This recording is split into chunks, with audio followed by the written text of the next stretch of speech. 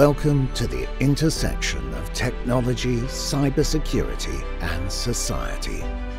Welcome to ITSPmagazine. Knowledge is power, now more than ever.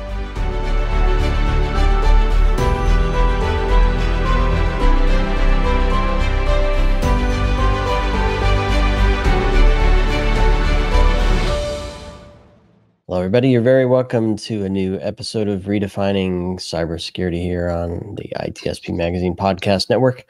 This is Sean Martin, your host, where I get to talk about all things operationalizing cybersecurity in the business to not just to protect revenue, but to help generate it as well in a safe and secure manner.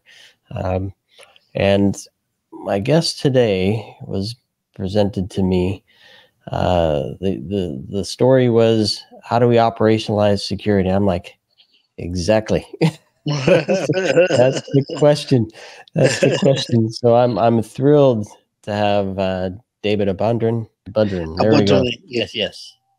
It is an absolute pleasure to have you on, and I'm excited to dig into this topic with you. So welcome. Same here. I'm very excited to be here, and thank you so much for having me. It's a big pleasure. Well, I'm excited to hear about some of your experiences and how you help guide organizations down this path to success. Absolutely. And before we do that, maybe a few words about your background, what you're up to now, and why this topic for you. I mean, there's so many things in the world to get passionate about, right? Operationalizing security. I'm passionate. I'm wondering why you are. All right. I've been in the technology space for about above 2 decades, about 25 years now. I started my first degree in electronics computer engineering, and after which I went on to specialize in transmission and networking, where I did all the STM1s and long distance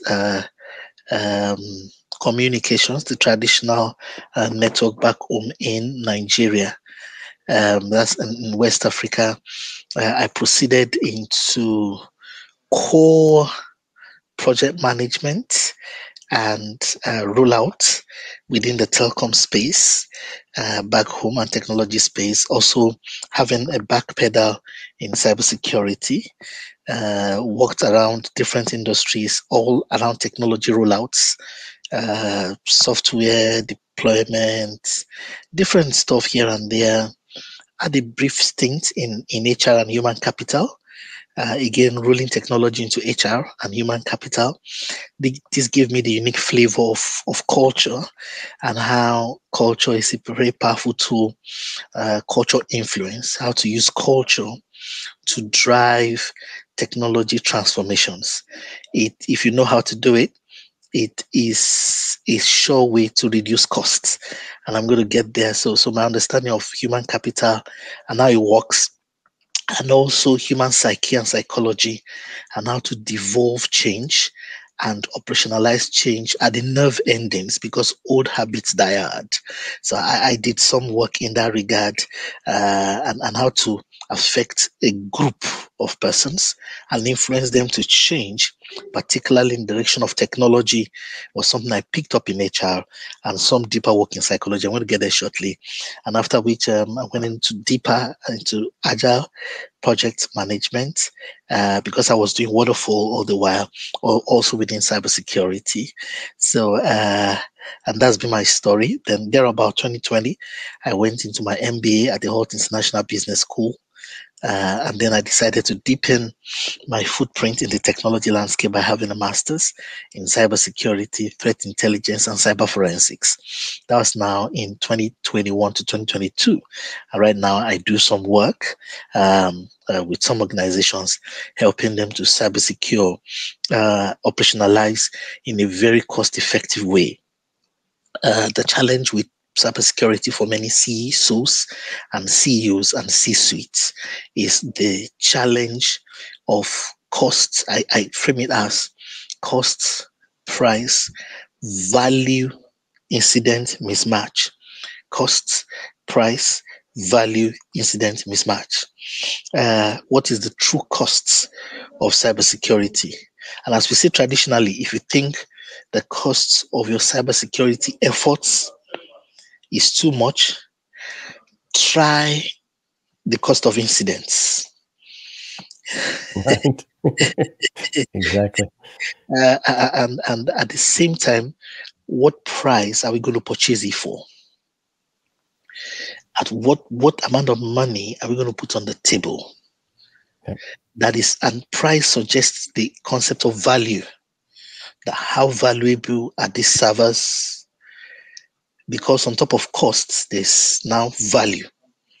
Both value, meaning the P&L implication, either profit or loss, plus how much it costs us to do. When you add those two things together, you are now in the realm of value. Right. The interesting question is that for many CISOs, on one hand, you don't want anything to happen. On the other hand, people wonder what are you spending all the millions and thousands of dollars on when nothing happens. And then you come next year to ask for further funds. And nothing happened last year. And if it happened last year, it's a catch-22. The question is, but you collected money and we give you the money. How come something still happened? So whether something happens or not, the CISO and the world of cybersecurity is pitched to forever remain very nervous and uncomfortable. And I don't know how many cybersecurity experts or professionals are aware of how painful and stressful this is. It's a pressure we take on. Whether something happens or not, we will be blamed. You must accept this quietly. That's right. That's right. Take it. Just take it. So how do we operationalize from a value perspective? Okay. So that we do not spend too much money, yet we deliver the value. The other interesting conversation is that cybersecurity isn't compliance. It's not installing patches. No. Those things are steps to get more secure. The actual security is a whole 9 yards beyond that. And there are many, many people who misinterpret cybersecurity as the expenditure. I mean, you implemented ISO, you've done CyberSecurity, you've done NIST. Why did we have an incident? Those things are compliance, is a minimum. So all of these tensions create nightmares for CISOs and cybersecurity teams, especially from a project management execution perspective. So how do we operationalize and spend not too much and not too little, the optimum amount, using the risk profile of the organization to select candidate objectives into the project portfolio? This wisdom requires other kinds of alternate thinkings, like the concept of human firewalls, as an example. That all attacks and hacks are ultimately of two objectives or two kinds. It's a money, financial gain attack, and or always a human attack. It's either the human is the agent and or a human made a mistake or a human being will be a victim. So we can operationalize by making the human being more fortified so that we spend a little less on the servers and all the different tools that we use. Because if somebody doesn't click, for example, if we can change the culture of a click so that it becomes an anathema for you to click anyhow. Excuse me. If we can curb greed so that you're not looking for reward anyhow. If these small things, if we are able to do them, we can literally do away with the servers. At least some level of sophisticated hacks is what we'll be facing if we are able to do this. Yeah. Yeah. So I want to pause you for a moment, because you've said so many interesting things, and you're giving a good example, which may work for some organizations, may not work for others, depending on the nature of the business and where they are. True. And yes, security is not compliance, but compliance may say they have to do certain things, and not remove a service. So I kind of want to go to the beginning here. Having been a program manager for many years, everything looks like a program to me, whether it is or isn't. And in marketing, we have marketing programs where you define. I'll just say, for example, what's the go-to-market? So who are you trying to reach? This is very similar, right? Who are you trying to reach, and what are you trying to tell them, and are they interested in using what you're offering? And that's kind of the outbound stuff. And then inside, do you have the ability to build what they need, and to sell what they need, and to support what they need, and to service what they need? And there's a big full picture. So I often think of things in that way when I'm looking at cybersecurity, because it's not just I have a bunch of tools and services that I can deploy, and I can build a program around it, quote unquote, build a program around it, and staff it with a team to run it. I feel, and maybe this is where I'd like your insight, how well I feel we might lack in terms of what are the program requirements? I'll call it the product requirements from a development perspective. What do we do a decent job at defining what are we trying to accomplish? What is the goal? What are the requirements, so that we can then start to drill down? Or do you find that companies tend to build up? We are told we have these holes and we need these technologies, and at some point we can calculate some remaining risk exposure. because yeah, I agree, because to the man with hammer, every problem is a nail. It's a sad, you even have whole cybersecurity programs driven not by the business needs, but driven by vendor influence and conference intelligence. A CISO attends a conference, a CISO sees a new technology, doesn't really think deeply. He sees an access technology, for example, doesn't think deeply about the unique business case or business cases or use cases of identification within his business, and he implements them. So there's that big mismatch of think through. The other thing that is true, which we must give executives a lot of slack for, and is not easy, is that seldom do businesses start thinking cybersecurity. It's a more recent thinking that we think at the start of a business, except you're in the financial sector, or you're in a sector where there's regulation that says you must think cybersecurity, or where you get penalized, for example, if there are breaches in user data like we have in China now, or the Asian world now, where CEOs go to jail if people are hurt by your negligence. Seldom do businesses start from thinking about cybersecurity. We design our businesses and our business processes at the Canva level from a value, business proposition, business success, profitability perspective. Cybersecurity generally comes after some wisdom and or incidents or industry happenstances or near catastrophes. Seldom do we start at the architecture state of the business. The security architect is a role that should sit with IT and business architects. But seldom does it happen that way. I'm glad you went there, because again, and apologies for people who find me crossing over into my product development realm, but I like pulling on examples where things work. And to your point, when you're building a product, you define what you're trying to accomplish, Yeah. and then you have a team, an architect and the engineers and the quality and the security and the business teams come together and say, how do we architect this thing? Yeah.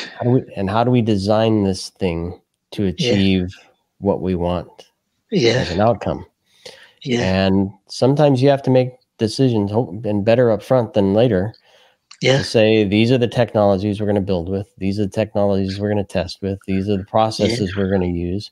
Yeah. And you might have to make some hard decisions, and you might also find, and this is something I try to uncover in all of my shows, is you might also find that if you do something a certain way, you can save people process and money. That's germane. And seldom in that initial conversation is cybersecurity there. No, it's just a general use case. It's a need in the market. You want to build a product. The problem is retrofitting is not easy. So something happens in the future, or we do a risk analysis, or we do an audit, or government regulation comes up, the general sources of risks, and then we're compelled to act. Is still retrofitting. What happens is that we will spend more money, and in some cases we may have incompatible legacy systems. Building interfaces also cost money at the end of the day. We have ERPs that don't do well with security. They do well with data breach, but they don't do well with some other elements of cybersecurity, like continuous advanced persistent threat behavior. There are ERPs that aren't set up that way. But we chose that ERP because transaction time is fast, total number of users that can be on the platform is fast, how long the system can be on without disconnecting, the cloud storage facility is cool, but we have forgotten cybersecurity altogether. So something happens, somebody penetrates, and then we have to buy an interface, either a programmer and or some patches or some stress. Either ways, we spend more money by not thinking cybersecurity from the beginning. And remember, with cybersecurity, there's always a trade-off. You have to trade off either speed for multiple factor authentication, or customer comfort and convenience for multiple factor authentication.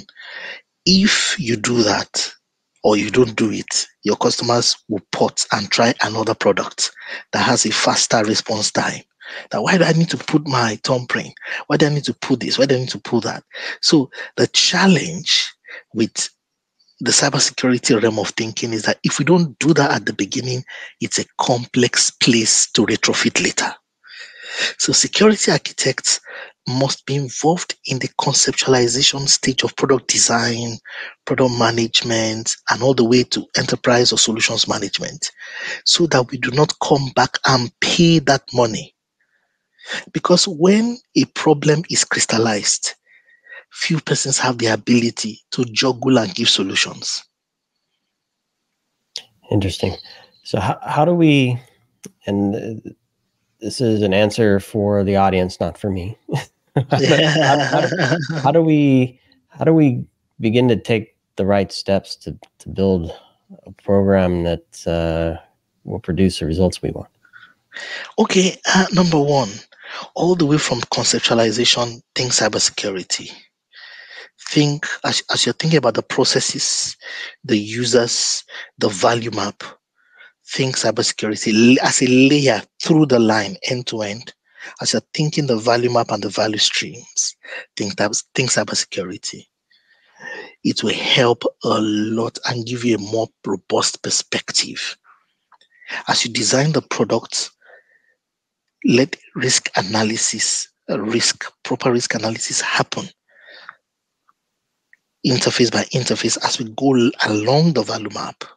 When that is done and cybersecurity is thought through, we will come up with a robust proposition. In fact, we may find solutions that are nimbler, easier, because most CISOs and most CIOs and CEOs and CMOs don't want to think cybersecurity in the beginning. It's too cumbersome, too stressful, too much show stopping, but it will help from a life cycle engineering perspective to, at that inception, think cybersecurity. Can you give an example of where you've seen that work? And I'm going to guess that your experience with HR and the whole talent management thing plays a role there. I've seen, there was a hotel that was built back home in Nigeria, and they designed, it's a chain of hotels.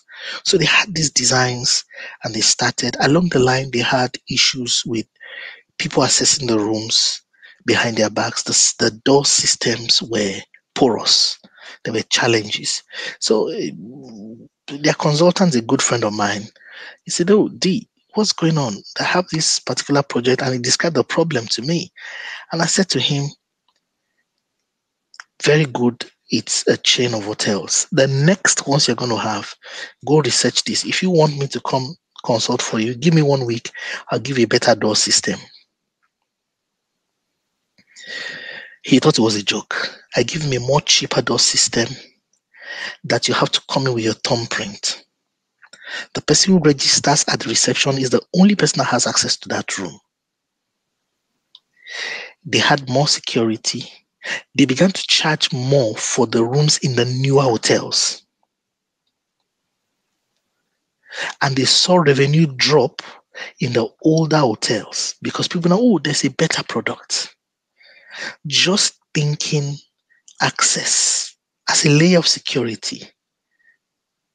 And if you tailgate, as you enter into the room, you receive an email in your box that instead of you alone, 2 people entered the room. The door has a small camera sensor and it says 2 persons entered or 3 persons entered. You receive that email. It was a big deal because safety was an issue for the category and class of persons that was in their clientele. So subscription dropped, even though the earlier hotels were in the prime location. The first set of hotels that they rolled out, but the new ones were in new settlement. People traveled that distance because it was more secure. If you go to a hotel, you probably want to be discreet. You don't want anything stolen.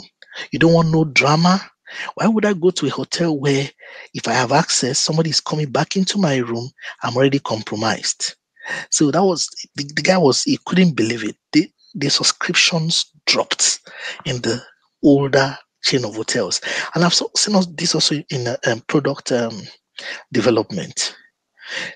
You see, when you use a secure car, a cyber secure car that starts only with your thumbprint, you don't want to drive a general car anymore.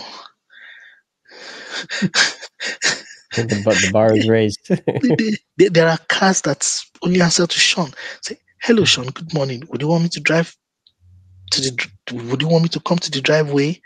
And then he says, "Come." But if your wife says, "Come," so you don't want a car that your wife can open anyhow or your cousins can open anyhow. People have been known when you have something that's more secure or more personal to you, because identity has the element of customer satisfaction. And you can activate with your voice. If, for example, something happens to your thumb, it's going to activate with only your voice, coded to your voice alone.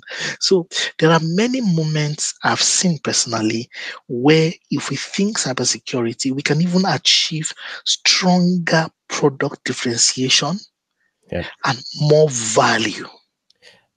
Yeah, I love that. And I totally appreciate these scenarios, because what you're describing is, to your point, that value, right?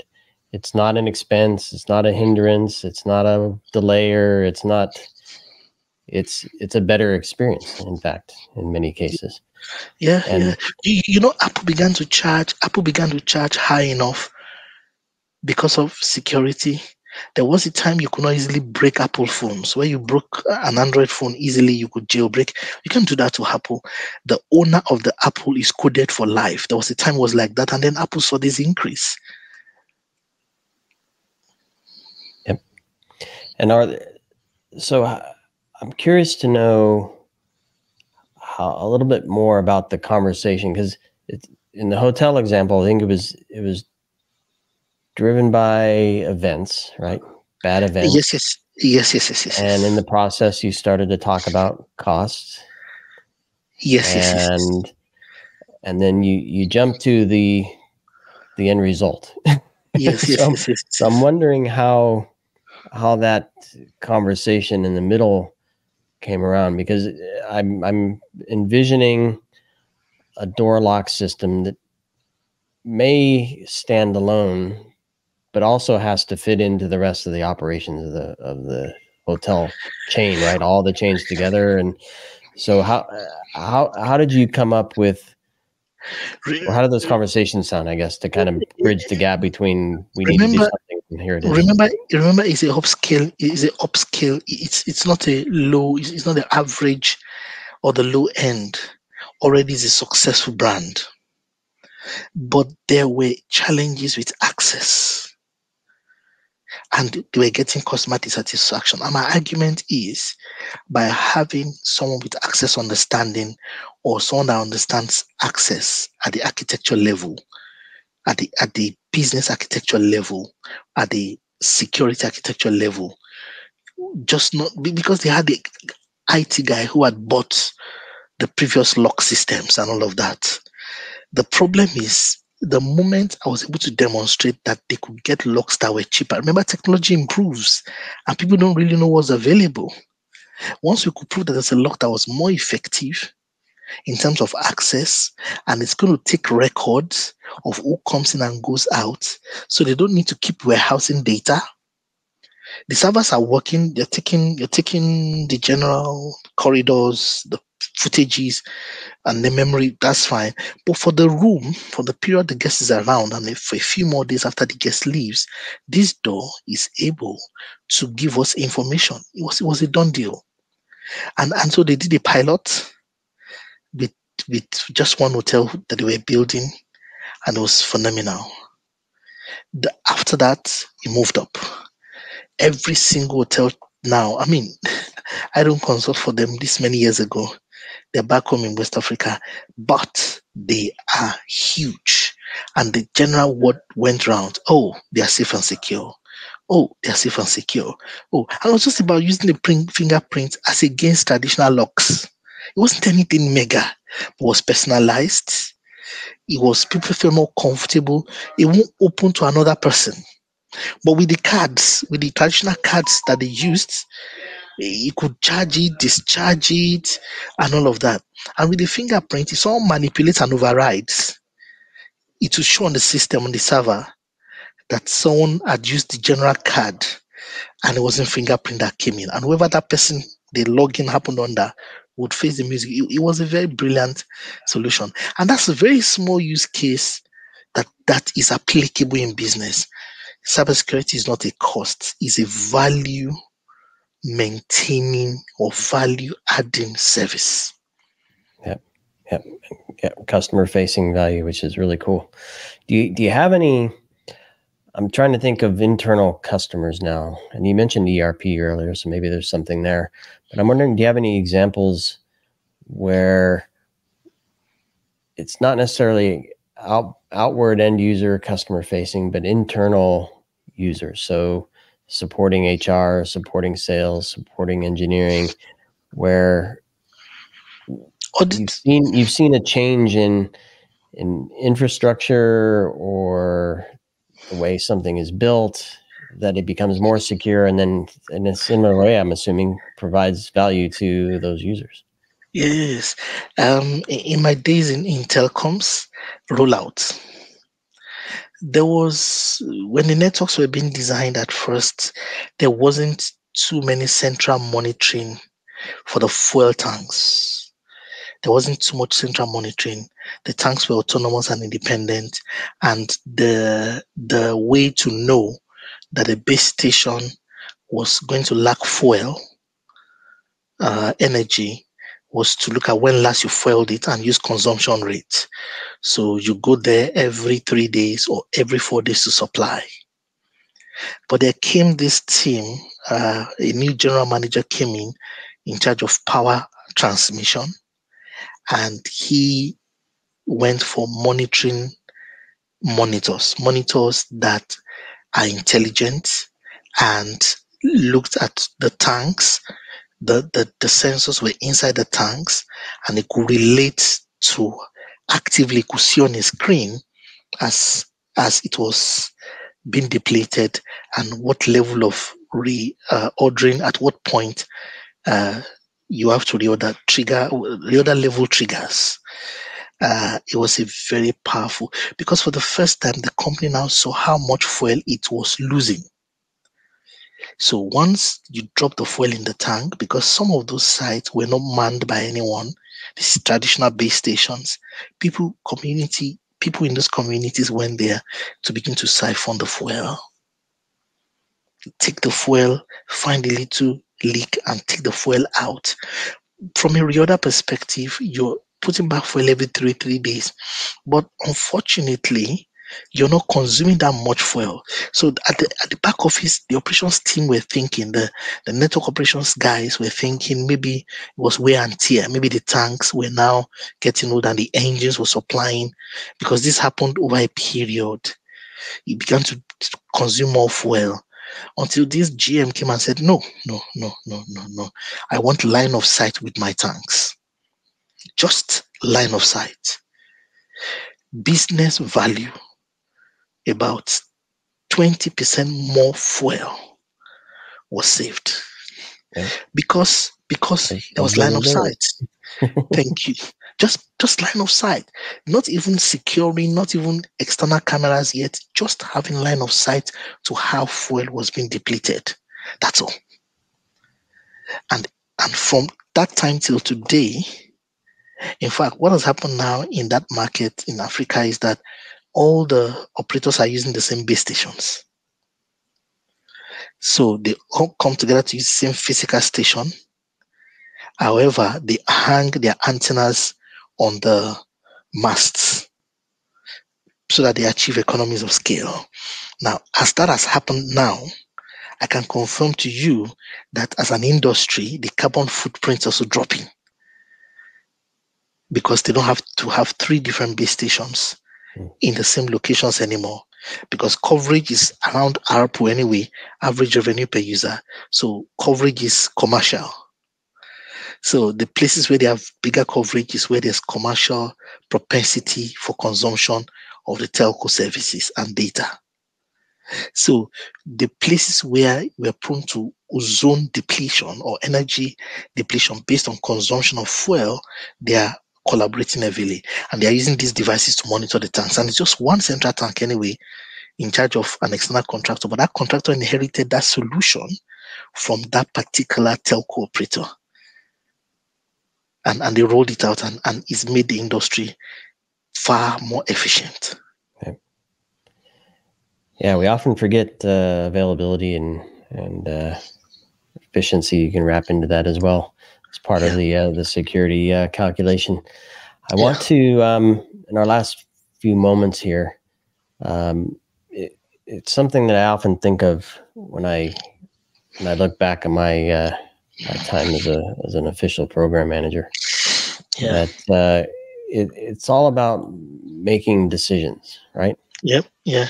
And sometimes you have no information, so huge amounts of ambiguity. And sometimes you have too much that either you can't make sense of, or it's contradictory, or whatnot. So, your thoughts on handling too little, too much, the right amount of information to make good decisions, know when to not make a decision, know when to make a redecision, and obviously focusing in on the cybersecurity programs here. How do we do that effectively? That's a complex question to ask. And you have 30 seconds to answer. No, I'm kidding. How do you know how to make good decisions? In a nutshell, exactly. Good decisions come from experience. How do you gain experience? By experience over time. How do you make the best decisions in the shortest possible time? By experience over time. Right. There is there are some. Does that mean you have to have that experience yourself, or can you tap into it? You can tap into it. You can observe others. You can read up. You can partake in live exercises. Um, um, there are intelligences that we have as human beings, and if we are deliberate about them, we can develop them. One of them is called intuitional intelligence, or what you call gut feeling. For many people, is untrained. Your gut feelings, your gut intelligence, very, very, very dangerous in its crude form. But if it were trained, it has a lot of benefit. For example, trained armed men and women like the police or the army know that a split second before someone pulls the trigger, there's a silent, quick dilation of the eye towards the end. Policemen do not fire at a criminal until they see that muscle is an involuntary twitch. Once they see that muscle, the hand is about to move. Unfailingly, science has proven it over and over again. There's no room for deviation. That's an example. That's an interesting one. Yes, where from experience, before someone pulls the trigger, there's a holding of the breath, a little tenseness of the muscle, and that twitch of the eyes. Because in court, they must prove that the criminal really was going to shoot, and that's the only way they could have shot. Otherwise, they'll be charged for manslaughter. So there are many, many powers of the human soul that are there naturally that we do not develop, neither do we spend time to groom them. I know this because of my work in psychology. I can give you many examples. If someone is lying in a meeting, there are patterns. If someone is saying the truth, there are patterns. If you master it well enough, you can be as accurate as a lie detector machine. There are whole classes on this. I've lectured some of those classes before, where you can literally predict what's in someone's mind. The exact feeling, thought, emotion, imagination in someone's mind, you can have access to it. And this is not witchcraft, it's not nothing. It's techniques in psychology that medical doctors use already. Medical doctors, for example, can gauge how much pain you are in, even though that's the first time they are meeting you. They can observe. When patients come into the clinic and the person is unconscious, medical science has ways of knowing that this patient is at a deep level of pain. With some study and some development, a lot of us as managers can grow these skill sets, but not on the day when the intuition is needed. Is when you want to now start practicing it. It can fail easily. It must be deliberate development before the event. That's how to know. That's how to grow those kind of capacities. Yep, you've said that observe word again, and you just described the scenario that's been in my head as well. I'm thinking playbooks. I'm thinking tabletop exercises where it may not be a real thing, but you're observing it, you're experiencing it, you're interacting hopefully with others and building that experience. Yep. And hopefully your intuition and the gut feeling. Yes, absolutely. Better come into play down the road. Absolutely. Well, listen, David, it's been fantastic chatting with you. Tons of great little snippets of stories in here and examples, and I'm grateful for you to being on the show and for sharing your insights with me and everybody who's listening and watching. And yeah, so again, thank you very much, and I think we'll leave it here. Thanks a lot for having me. It's my pleasure. And I'll include links to your profile so people can get in touch with you if they want. And if there are any resources you think would help folks gain that experience and observe things real or unreal, just so they can get that experience that would be great. I'll include those in the show notes. All right. I look forward to hearing from as many that will be interested in walking the journey or any of the points I've raised. It's always my pleasure to share, always. Fantastic, David. Thank you so much. And thanks everybody for listening and watching. And be sure to stay tuned for more. Share with your friends and foes alike. Everybody deserves to know. Subscribe so you catch the next one. Thanks, everybody. Thanks, David. Yeah, thanks, Sean. Have a wonderful day. Thank you. You too. Yeah, bye. We hope you enjoyed this conversation. If you learned something new and this story made you think, then share ITSPmagazine with your friends, family, and colleagues. If you represent a company and wish to associate your brand with our conversations, sponsor one or more of our columns. We hope you will come back for more stories and follow us on our journey. You can always find us at the intersection of technology, cybersecurity, and society.